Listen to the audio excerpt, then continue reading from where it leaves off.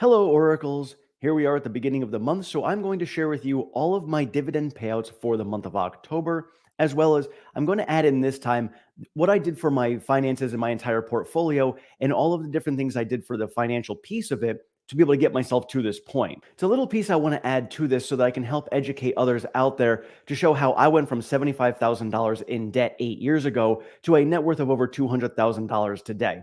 Of course, none of this is guaranteed. Everyone's situation is entirely different, but it's something that I can do in little steps that I had shown others along the way and did for myself to get myself here. And so this is just what I wanted to add into this today. And I'll do this on a monthly basis going forward so you guys can kind of see the progress that I have made over time. And this way I can show by example what I'm doing so that you guys can do it for yourself as well. Before we jump into this, please make sure you hit that like button down below and subscribe to this channel. It really helps the channel grow so I can get more of this education out to more people out there as well. All right, so first I will start with all of the dividend payouts that I got this month. Coney brought in 55.49, YMAX brought in 40.77, and these next three all pay out on a weekly basis, so I just added every single week together to get where we are. Now, October was the first month that they did end up doing the weekly payouts, so we'll see if this is going to continue forward at these rates. Judging by what we see for QQQY and WDTE, they're going to be significantly less than this. But again, this is what I got last month. So QQQY brought in 46.23, WDTE was 42.37, SFAL stayed the same at 20.95, QQQI went up to 17.19, SPYI went up to 14.86, JEPQ up to 14.41. TLTW dipped down. Bonds are getting beat up pretty hard right now, so that dipped down to 13.63. JEPI went up to 9.33. AGGH went up to 872, and while that is a bond play, I did add more to that ETF because at some point the bonds will turn around. Maine was at 682, and it looks like it went down, but Maine has been paying out a lot of special dividends, so this is actually up if you compare it to August. Vici Properties is up to 1784, Realty Income up to 573, and Devo up to 563. Then moving on down to my main ETFs, CGDV was up to 496, VU was at 376. And when it comes to ETFs, while again, it looks like it was down, you have to go year over year for a lot of these. So VU, I wouldn't say is going down. It's the S&P 500, so it's going up for sure. And then we had Coca-Cola up to 345. I had JP Morgan up to 283. Occidental Petroleum up to 189. And then NVIDIA stayed the same at 5 cents. So this month here in October is usually one of the lighter months. It's the first month of the quarter, typically lighter when it comes to dividend payouts. So you can see November is going to be a bit heavier, and then the last quarter is usually the heaviest. So December we'll see a lot more payouts, and on Monday I will share with all of you guys all the dividend increases that we saw from last week, and there's a lot of them. So look forward to that video tomorrow. And now I did end up selling my Oracle, but I still brought in $1.21 for dividends from them, and that brought my entire dividend payout total to $336.91, which is down from the $423. But again, when you're looking at month over month, there were a lot more individual stock payouts that came in September. But for me, my interest went way, way up. So while SoFi did drop down from 4.6% in September to 4.3% and now at 4.2%, because I have been adding more cash to my entire portfolio itself and into my vaults in SoFi, which I will show you guys in a moment. Because I did all of that, I brought in more money in interest. I also have a tenant now, so I brought in my first rent payment, so my real estate portfolio is also generating income for me. So looking at just dividends and cash interest, I brought in $382.44 this past month, and compare that to the $526 last year, I am down 27.3%. Not a big deal for me because I made a change because last year I was doing a lot of the ultra yield ETFs with a lot of NAV erosion. So I got myself out of that. So while the income is going to look a lot lower, I'm going to have more stable growth going forward, and I'm going to have better growth in my portfolio. So overall for the year though, I've increased my income by almost 28% and still 2 months left to go in the year. So this will most likely eclipse 30%. That is a 30% raise that I gave myself in dividends from last year. So again, the dividend growth is significant, and this is one you want to make sure is, are your dividend payouts increasing more than inflation and more than a typical job? And again, inflation right now is about 2.5%, and your job is probably going to be giving you an increase of maybe 3 to 5% on the high end for most people. So again, 30% raise versus a 3 to 5% raise, I'll take it all day long. All right, so now to look at how I got to this point. So this is my entire P&L. That's my profit and loss statement. I made it for myself. This is my own budget.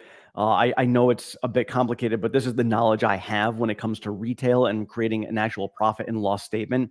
Again, it's just like your own earnings statement for whatever company that you're investing in. I just made one for myself. Made a lot of sense. So this is what I did for myself, and I track all of my numbers here, and I highly, highly recommend you guys track if you're looking at trying to reduce debt, doing anything to increase your wealth, anything like that, you've got to track all of your income and expenses. So for me, I track all of my income, all my different sources. So my main job, all my dividends and CDs that I had, which no CDs anymore, it's just dividends, and I can probably change this over to interest. And then I've got YouTube, all the income that I have coming in from there, Patreon, the 1% cashback that I get from SoFi. Siona, I just started that business up as well. So if you guys are interested in doing a side hustle, maybe making some extra money, you can see the link down below. My Beachbody income, which is switching over to an affiliate program, which I just applied for that as well. So that switched away from the MLM setup that Siona is. Any money I make from Instagram and Facebook, the online coaching for both health and wellness and financial coaching, I'm going to be adding that to this. I'm going to be bringing that up in the next couple of months. Then my rent income, and then any other income that I have coming in as well. So for instance, I have United Healthcare for my insurance, and they allow me to track sleep and steps and things like that, and I can get money from them. I also have some little bonuses that I get from my job where I can earn some gift cards. So I added those in here as well. And it looks like it's a lot for 891, but this is kind of like the full year accumulation because I didn't start tracking it till this month. So I just lumped it all into here. And then I total all of that up. And then I've got my vaults. Now, SoFi gives vaults, and I love the vaults. Probably my favorite aspect of SoFi because every single paycheck that I get, every direct deposit will automatically put money into each one of these vaults. So I've got my travel vault, and I always felt guilty spending money to go traveling because it was taking away from my net worth. And I'm like, you know what? I still want to travel and enjoy life. So I start putting away $25 every single paycheck into this fund. Then I've got the windows that I add in my house, so I put money aside for that. So that bill is now paid off automatically. Just like my mortgage down here, every single paycheck money goes into this vault. And then at the end of the month, that money is automatically taken out of the vault, put into my savings, and then the bill is paid. Out of sight, out of mind. I don't even see this money because it goes immediately into the vault. So this way I cannot spend it and those bills are paid. Then my emergency fund, which I'm constantly building up as well. So the emergency fund, I put $25 into every single week. Then I've got my son's college that I put money into, looking to purchase my next piece of real estate. So I add about $5 every single week into this. So very little amounts right now, but that will increase over time as I get more cash flow. Then my car, because, car's got over 200,000 miles on it. You never know what's going to happen if I need to fix it or anything. So I have money that gets put aside to either repair or purchase a new car. I've got my stock portfolio vault. So $50 every single week goes into that vault.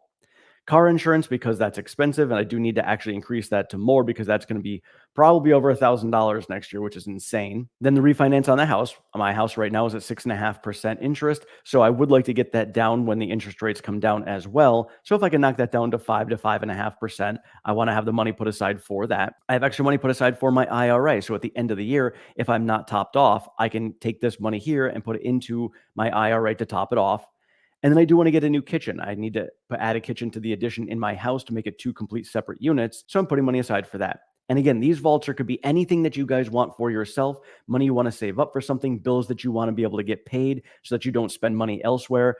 These vaults are huge. And then I'll show you in a minute why these vaults are so important as well and how SoFi can really, really make a huge difference for you. So then I've got my investments here. So my stock dividend reinvestment in here, my stocks that I add to IRA. I have a 401k through Primerica, and then the real estate, just adding the mortgage to this. And then down here is the 401k and my HSA. And then I've got all my normal expenses down here. So those just typical daily expenses. But again, I track every single one of these. So then at the bottom line here, you can see my free cash flow. So at the end of October, I had free cash flow of $2,258. Again, just like an earnings statement, I take all of my income, subtract out all of my expenses, and what do I have left over? So I had $2,250. So that can go towards different things, paying down debt, which is going to be paying off my credit card. So the credit card balance is now at zero again.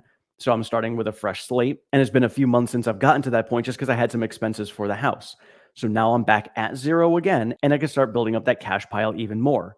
And then here's the total amount for all of my vaults combined and what I've got sitting in the vault at the moment. And so the reason I absolutely love these vaults even more is SoFi, when you set it up with a direct deposit, you'll get 4.2% interest at the time of this recording. With rates coming down, that may end up dropping even more, but 4.2% is way better than any other normal bank that is out there. High yield savings is the place to put your money at the moment if you don't want to put it into treasuries or CDs and you want to have it readily available at any moment, which I would prefer. And so because I have this money that's getting put into those vaults and into my normal savings, my regular savings, I got $3.21 in interest.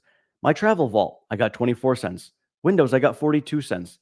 My emergency fund made me almost $4 just because I have money sitting in my emergency fund. My mortgage, that's right, the money I am putting aside to pay my mortgage gave me $3.79.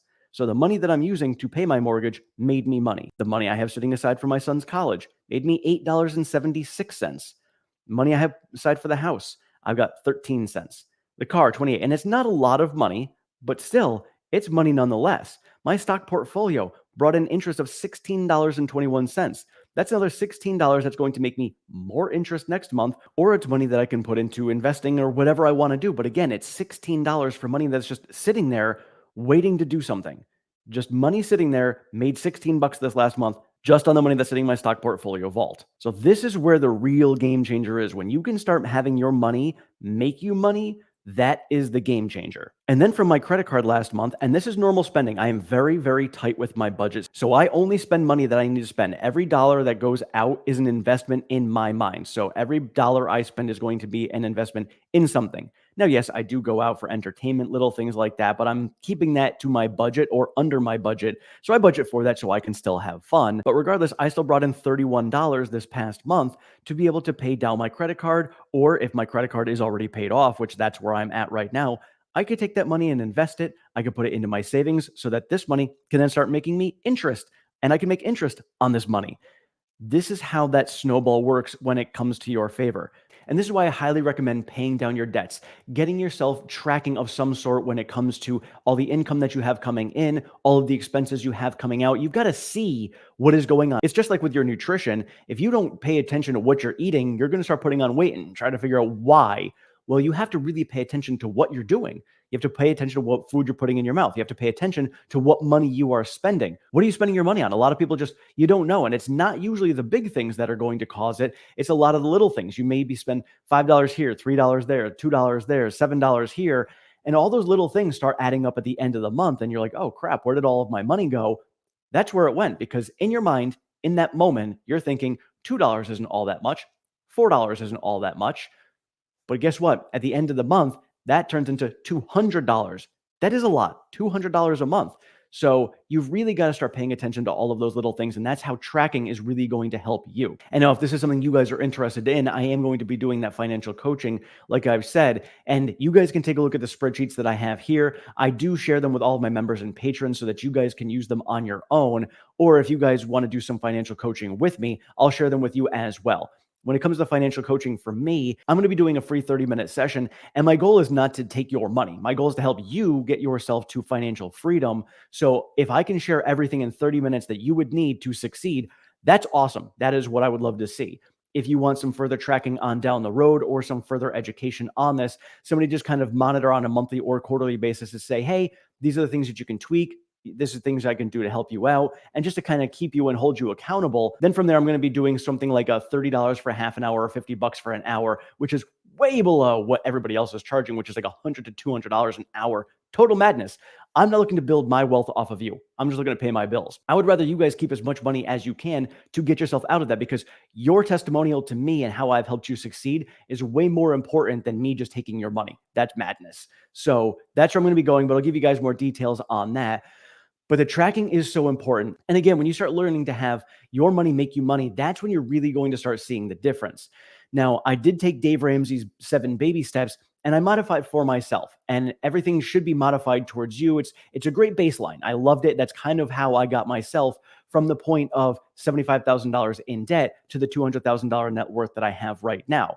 And because of that, I was able to tweak things along the way, and I just adjusted it to my own personal self and my situation and came up with now the Oracle 8. And the Oracle 8 are the 8 steps that I did to get there. And again, this is something I'm going to be sharing on this channel. I'm going to be sharing with all my financial coaching clients, and I'm going to be having it on my website. The website will be back up and running in the next couple of months as well, and I'll just have it right up there. I'm going to make a video specifically for the Oracle 8 to be able to share it with all of you guys and explain what I did to be able to get myself to where I'm at. And I want to be able to help you guys because everybody's situation is different. So on a general basis, it could help and give you a good guideline, but everybody's situation is very specific and individualized to you. So I can't give financial advice because I'm not a financial advisor, but I can definitely coach you through it and give you some ideas and pointers and tips along the way with all these guidelines. And that's really what I want to help you guys with as well going forward. And so just the last piece I'm going to share with you guys, because I'll make this the end of every single video so you can see the progress I make on a monthly basis, is this is my snapshot. And I do update this every single week. So I will be putting it on my Facebook business page. And once the website's up, I will put it on there as well so you guys can see it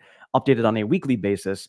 But my portfolio value is now at 56,218. My all-time return is 17,859, which comes up to 38.74%. And I should put the date on here because this is basically tracked since 2019. So it's basically been 5 years and I've gained 38.74%. My monthly dividends are now at 382.82, which equates to an 8.14% yield and a yield on cost of 8.93%. And when I include rent, my total monthly passive income is going to be 1882.82. And then I also track down here because obviously my goal is financial freedom. So what percentage am I to the way based upon all of my passive income coming in to be able to cut my hours at work? I'm at 87%. So I'm very, very close to being able to cut my hours at work and not having to work as many hours. Now, I might still end up doing that just to speed up this process a little bit more because cutting hours isn't my goal. It is retirement. Retirement's my goal, and then endgame is a very small percent, but endgame is pushing myself to the $100,000 every single year coming in passively. Retirement is just enough to cover my expenses. And so my percent to retirement is 43.92%. And my total net worth is 204,744. And now that net worth also includes the fact that I just paid my mortgage, so that's $2,000 less.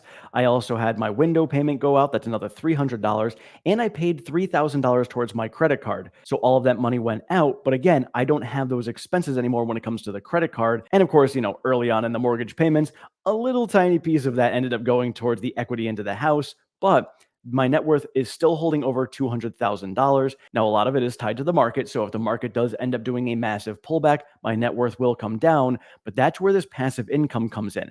This is why for the last 2 years, I've been harping on income generation. Because if the net worth comes down, that means that the stock portfolio went down. That means that there's a lot of buying opportunities and I can buy income at a massive discount. So I can take all of this money coming in and I can use it to buy more income for less. And that in turn will end up speeding up the process. This is why they say that fortunes are born during bear markets, because if you are prepared to take advantage of the market during a bear market, you can really reap those benefits as we come out of it because you have been purchasing more for less. Basically buying low, and whether you want to sell high or hold high, it doesn't matter. But if you're doing it when it comes to dividend investing, you're buying low and you're buying those dividends and that income at a much cheaper price. So that's all I've got for you guys today. Don't forget to hit that like button down below, subscribe to the channel. I'm going to keep on doing this on a monthly basis to help educate all of you. I'm going to be doing a lot more educational videos as well. I'll put some of them on here. I'm going to have them on my business page, and I'm going to put them on the website when that comes up as well, so that you guys can go on there just for the little tips. It'll be shorter videos with just the education for you guys on what can help you build your wealth. Thank you guys so much for watching. I appreciate all of your support. Have a great one.